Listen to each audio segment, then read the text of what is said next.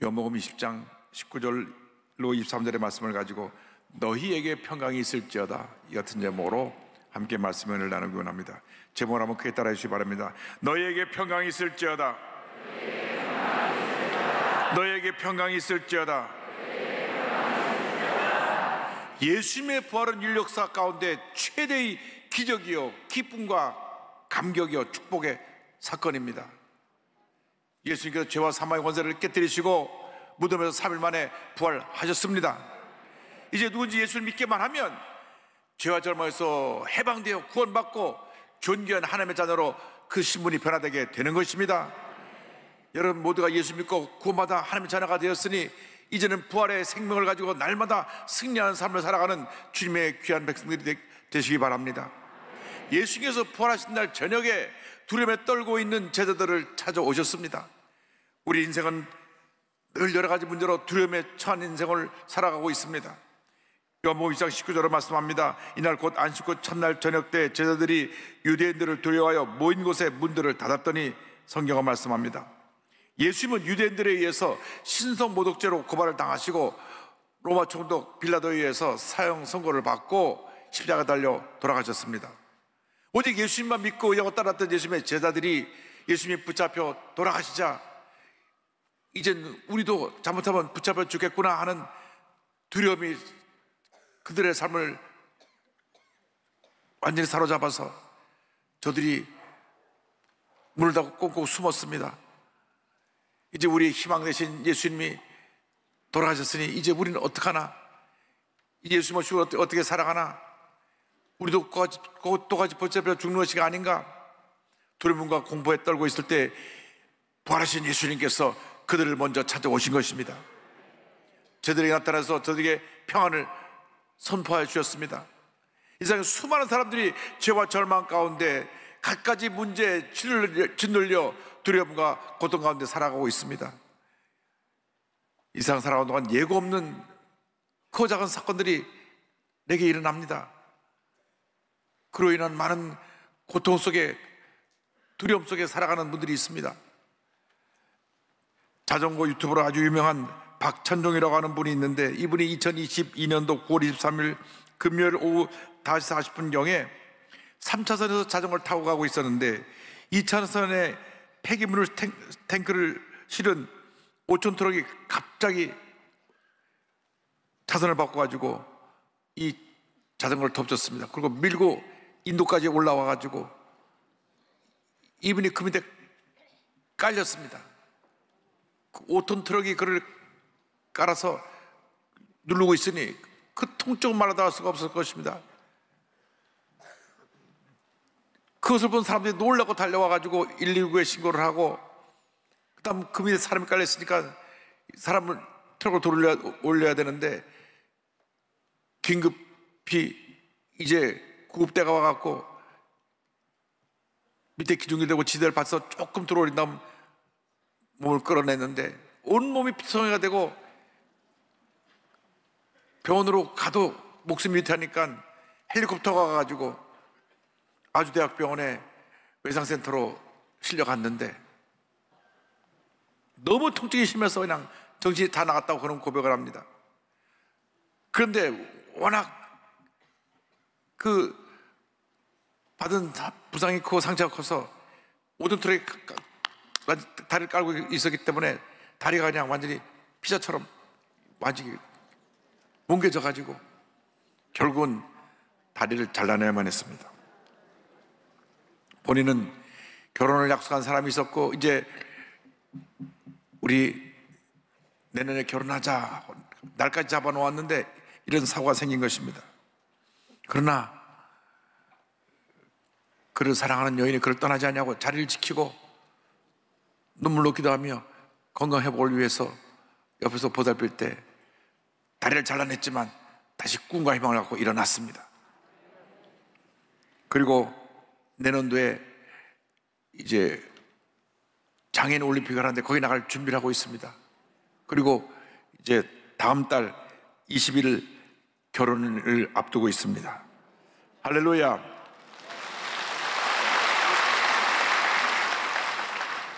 박이라고 하는 독실한 크리스찬이 만든 그 유튜브에 이 인터뷰 내용이 나와가지고 제가 이걸 보고 감동을 받고 오늘 소개하는 것입니다.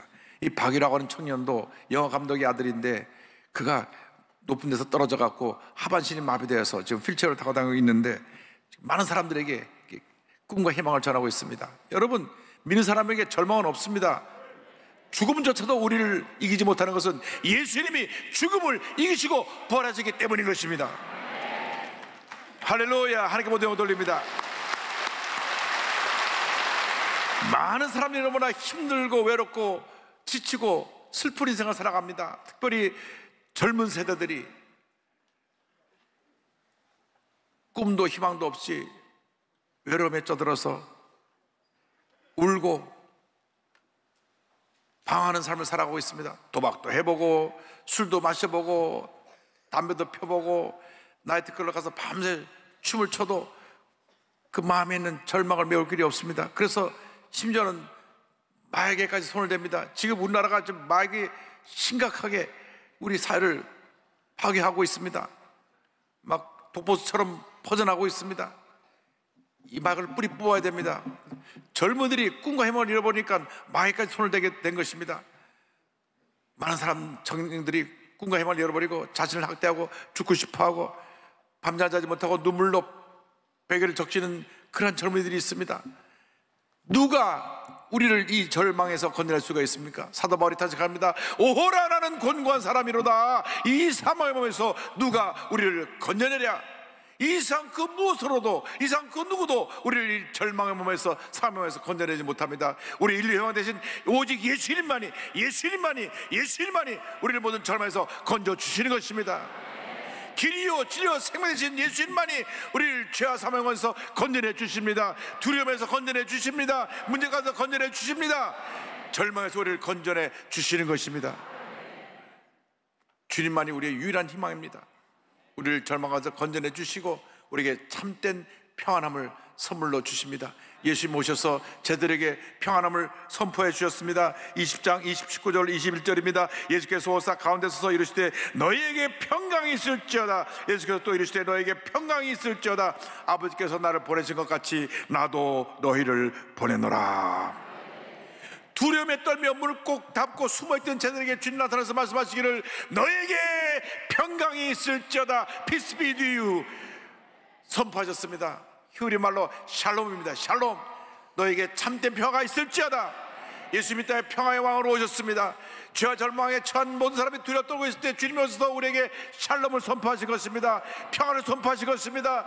주님 말씀을 들을 때 우리 마음속 가운데 염려가, 근심이, 걱정이 떠나가고 절망이 떠나가고 어두운 그림자가 떠나가고 참된 평안과 기쁨이 넘쳐나게 되는 것입니다. 온 세상이 절망의 소재로 뒤덮여 있습니다. 언제 끝날지 모르고 지금도 계속되고 있는 우크라이나 러시아의 전쟁이 있습니다. 수많은 사람들이 희생되었고 온 재산을 다 날리고 절망 가운데 살아가고 있습니다. 지진으로 큰 피해를 입고 있는 튀르키예, 시리아에 많은 고통당하는 우리 이웃들이 있습니다. 모든 것이 다 폐허가 됐습니다. 여러분, 이러한 재난이 다가올 때 우리 인간이 할 수 있는 건 아무것도 없습니다. 그냥 고난 가운데 탄식할 수밖에 없는 것입니다. 세계에서 제일 잘 산다고 하는 미국이 지금 총기 사고로 인해서 학교마다 공포에 휩쓸렸습니다. 얼마나 많은 학생들이 이유도 없이 총을 난사하는 사람들에서 죽어가고 있습니다. 보니까 뉴스를 보니까 프랑스가 연금개혁을 반대하느라고 온 시민이 일어나서 반대 시위를 합니다. 브라질에는 대통령 선거를 2번이나 해가지고 그 결선 투표에서 대통령이 뽑혔는데 그 결과에 불복해서 폭동이 일어나가지고 폭도들이 대통령과 국회, 대법원 건물까지 난입을 했습니다. 온 세상에 우리에게 두려움을 가져오는 소지로 가득합니다. 참 평안이 어디 있습니까? 이 세상 어디에도 참 평안을 찾을 수 없습니다. 오직 예수 그리스도만이 우리에게 참된 평안을 선물로 주시는 것입니다. 주님 안에 참 평안이 있습니다. 주님 말씀하셨습니다. 요한복음 14장 27절입니다. 평안을 너에게 끼쳐노니 곧 나의 평안을 너에게 주노라. 내가 너에게 주는 것은 세상에 주는 것 같지 아니하니라. 너희는 마음에 근심하지도 말고 두려워하지도 말라. 내가 너에게 참 평안을 주노라. 참 평안을 주노라. 주님이 주는 평안은 세상이 우리에게 줄 수 없는 평안입니다. 세상이 그 평안을 빼앗아갈 수 없습니다. 주님께서 참된 평안을, 영원한 평안을 우리에게 선물로 주시는 것입니다. 이 평안은 예수님이 십자가에서 우리의 죄와 절망의 모든 짐을 다 짊어지고 다 이루었다, 죄값을 지불하심으로 우리에게 다오게 된 것입니다. 죄와 절망, 고통, 슬픔은 하나님을 떠나는 우리 인간에 다가온 저주입니다. 그러나 예수께서 그 모든 저주를 짊어지고 십자가의 상에 달려서 돌아가심으로 다 이루었다 하실 때 그 죄와 사망의 권세가 심판을 받게 되었고 부활하심으로 우리에게 위대한 승리가 선물로 주어지게 된 것입니다. 주님의 평안함이 임할 때 마음의 근심, 걱정이 떠나갑니다. 염려, 슬픔, 괴로움이 떠나가는 것입니다. 주님 안에서 참 평안을 누리는 여러분 모두 되기를 바랍니다. 주여 우리 마음 가운데 참된 평안을 허락하여 주시옵소서. 주님의 평안함을 가지고 모든 문제 어려움을 이기고 승리의 삶을 살아가게 하여 주시옵소서. 어떤 문제가 다가와도, 어려움이 다가와도, 슬픔이 다가와도 주님 안에서 평안함을 가지고 넉넉히 이기는 주님의 자녀들이 되게 하여 주시옵소서. 주님의 평안함이 임할 때 염려, 걱정이 떠나가고 기쁨이 넘쳐나게 되는 것입니다. 예수님이 너에게 평안이 있을지어다 선포할 때 제자들 마음이 기쁨으로 충만했다고 성경은 말씀합니다. 요한복음 20장 20절입니다. 이 말씀을 하시고 손과 어깨를 보이시니 제자들이 주를 보고 기뻐하더라. 어떤 문제가 있습니까? 어떤 두려움이 있습니까? 근심이 있습니까? 걱정이 있습니까? 어떤 질병으로 고통당하고 있습니까? 가정에 문제가 있습니까? 직장에 문제가 있습니까? 사업에 문제가 있습니까? 예수님께로 나오시기 바랍니다. 문제 해결자가 되시는 예수님께로 나오시기 바랍니다. 참된 평안을 우리에게 주시는 예수님께로 나오시기 바랍니다. 예수를 믿고 의지할 때 주님의 평안함이 임합니다. 주님의 치료가 임합니다. 회복이 임합니다. 용서가 임합니다. 우리의 주님의 은혜, 주님이 주신 은혜로 모든 어려움을 이기고 우리는 승리의 삶을 살아갈 수 있게 되는 것입니다. 우리에게 평안을 준 주님께서 우리에게 사명을 맡기십니다. 우리가 세상 살아가는 것이 그저 지나가는 인생길을 살아가는 것이 아니라 예수를 믿고 난 다음 내게 주신 사명이 무엇인지 깨달아서 그 사명을 감당하는 주님의 일꾼들이 되어야 하는 것입니다. 20장 21절 성경은 말씀합니다. 예수께서 또 이르시되 너에게 평강이 있을지어다. 아버지께서 나를 보내신 것 같이 나도 너희를 보내노라. 주님 말씀하십니다. 나도 너희를 보내노라. 나도 너희를 보내노라. 나도 너희를 보내노라. 예수 믿고 하나님 자녀된 우리들을 주님께서 절망의 세상으로 보내시는 것입니다. 여러분을 향해서 와소리를 도라고 순산하는 수많은 사람들이 있습니다. 우리가 주님 앞에서 사명자로서 그들에게 나가야 되는 것입니다. 절망에 처한 사람들에게 희망을 주고 슬픔에 처한 사람들에게 위로와 기쁨과 평안함을 주고 문제를 가진 사람들에게 다가가서 주님의 은혜를 전하여서 문제를 이길 수 있는 능력을 공급해 줘야 되는 것입니다. 우리가 주의 복음 들고 나가야 합니다. 주의 사랑을 들고 나가야 합니다. 예수께서 명령하셨습니다. 그러므로 너희는 가서 모든 민족을 제자로 삼아 아버지와 아들과 성령의 이름으로 침례를 베풀고 내가 너에게 분반 모든 것을 가르쳐 지키게 하라. 할렐루야. 이 짧은 세계 살아가는 동안 우리는 주님의 음성을 들어야 됩니다. 나도 너희를 보내노라. 나도 너희를 보내노라. 나도 너희를 보내노라. 주님의 음성을 들어야 합니다. 우리 주위를 둘러보십시오. 얼마나 많은 사람들이 우리를 향해 손짓하고 있습니까? 외롭게 홀로 소개를 해야 되는 소년소녀 가정들이 많이 있습니다. 소년소녀 가정뿐 아니라 홀로 지내시는 독거노인들, 또 북한을 탈출해 와서 이곳에 정착하는데 어려움을 겪고 있는 탈북자들, 몸에 불편을 갖고 있는 장애우들, 홀로 아이를 낳아서 키우는 미혼모들, 따뜻한 도움이 필요한 지역아동센터의 아이들, 보육원에 있는 아이들, 집을 살아가는 많은 노숙자들, 벌집까지 다닥다닥 붙어있는 한 평짜리 집에 사는 저 쪽방촌에 사는 수많은 사람들, 하루하루 벌어서 하루 인생을 살아가는 절망에 처한 사람들, 인권사각지대에서 고통당하는 외국인 노동자들이 있습니다. 또 피부색과 언어가 다르다고 차별받는 다문화 가족의 자녀들이 있습니다. 또 한국에 와 있다가 불법 체류자가 돼서 사는데 거기서 태어난 아이들은 신분도 없이 이상하게 살아가고 있습니다. 아파도 애가 아무런 신분증이 없으니까 병원에 가기도 힘들고, 공부할 나이가 됐는데 학교도 들어가지 못하고 절망 가운데 처해 있습니다. 뿐만 아니라 신천지, JMS, 하나님의 교회, 구원받은 각종 사이비단에 빠져서 고통당하는 우리 이웃들이 있습니다. 그들 모두가 상처 입은 우리의 이웃입니다. 상처 입은 이웃을 향하여 우리가 가야 되는 것입니다. 예수의 사랑을 두고 가야 되는 것입니다. 예수 그리스도의 사랑만이 그들을 구원할 수 있고, 그들을 치료할 수 있고, 그들을 회복할 수 있고, 그들에게 꿈과 희망을 줄 수 있는 것입니다. 뿐만 아니라 우리는 이 사회가 처한 여러 가지 문제에 대해서 그저 방관자로 있으면 안 됩니다. 하나님께서 온 우주를, 만물을 잘 다스리도록 만물의 영장으로 우리를 세우셨는데 우리가 생태계를 파괴했습니다. 그래서 함부로 자연을 훼손하다 보니까 지구온난화가 생겨서 이 지구가 지금 몸살하고 있습니다. 그래서 기후변화로 말미암아 극심한 가뭄과 극심한 홍수가 다가와서 우리를 모두를 공포에 몰아넣습니다. 더 나아가서 우리 한국의 OECD 국가 중에 출산율 최하입니다. 출산율은 지금 가장 우리가 시급해야 될 우리 대한민국의 절망의 문제요, 과제인 것입니다. 제가 통계를 찾아보니까 81년도에 87만 명이 태어났는데요, 그로부터 30년이 지난 2012년에는 48만 5천, 거의 절반으로 줄었고요. 2016년에는 40만 6천, 2018년에는 32만 7천, 2019년에는 30만, 작년에는 23만 9천 명. 그러니까 30년 만에 반이 줄고 또 10년 만에 또 반이 줄어서 거의 4분의 1 정도가 됐습니다. 서울시 초등학교 학생들 수가 60% 이상이 줄었습니다. 20년 후에는 대학교 절반 이상이 다 문을 닫아야 됩니다. 왜? 학생이 없으니까요. 노동시장이 붕괴되면 우리는 국제적 경제력을 상실하고 지금 선진국에서 곤두박질할 그런 위험이 있습니다. 저출산 문제에서 심각하게 우리 고민해야 되고 그 답을 만들어내야 됩니다.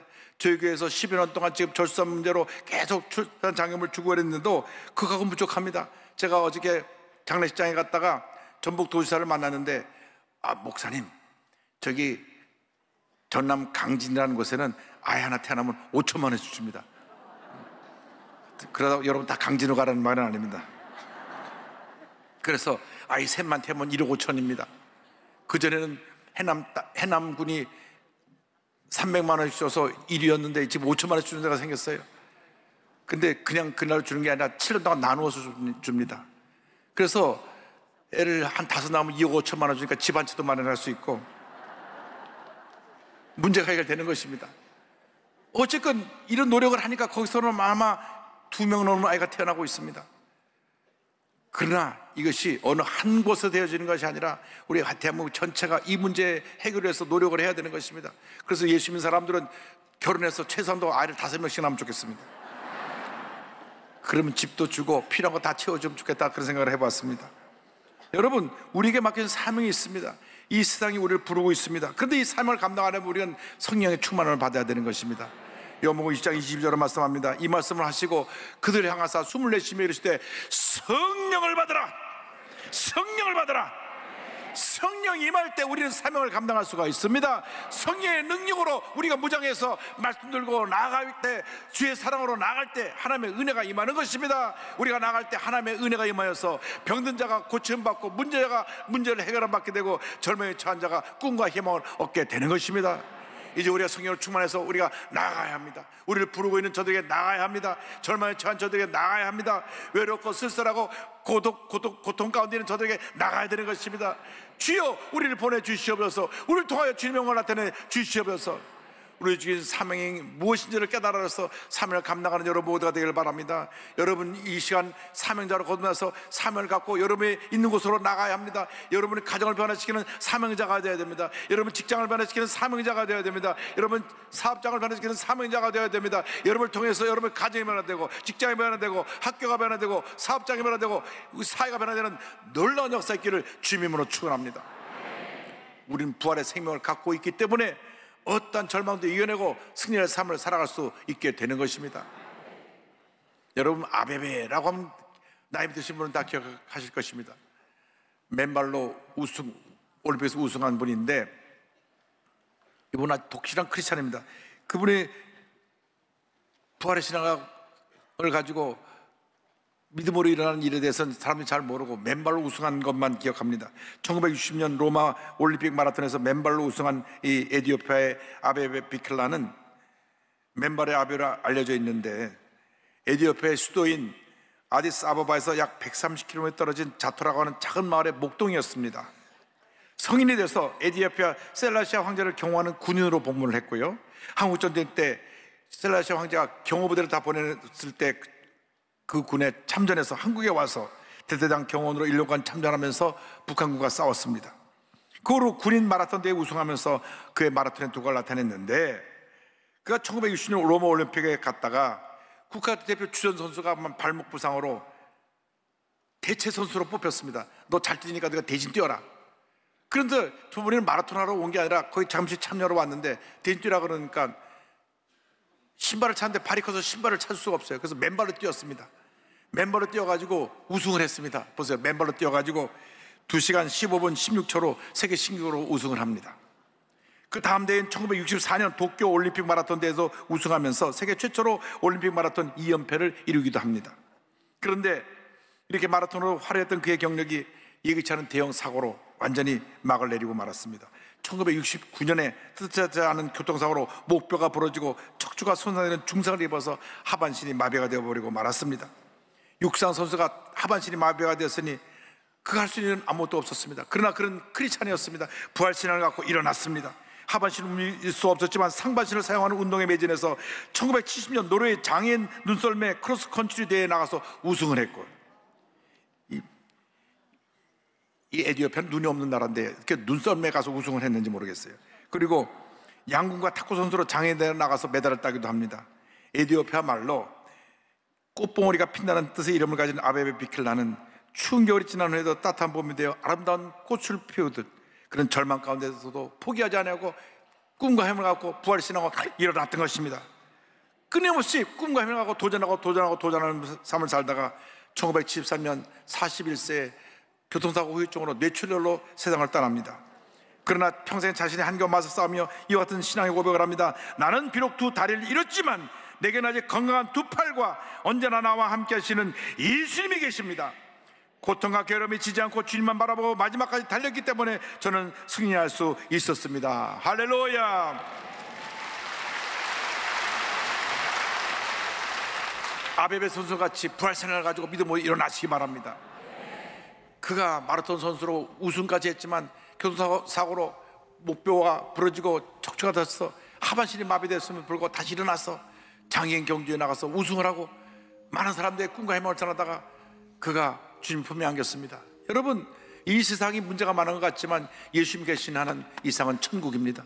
주님 모시고 살면 그 어디나 하늘나라인 것입니다. 부활신앙을 갖고 여러분 일어나십시오. 절망에서 일어나시고 문제 가운데 일어나시고 슬픔에서 일어나시고 질병에 일어나셔서 믿음으로 전진 또 전진 또 전진하는 여러분 모두가 되시기를 주님으로 축원합니다. 축원합니다. 축원합니다.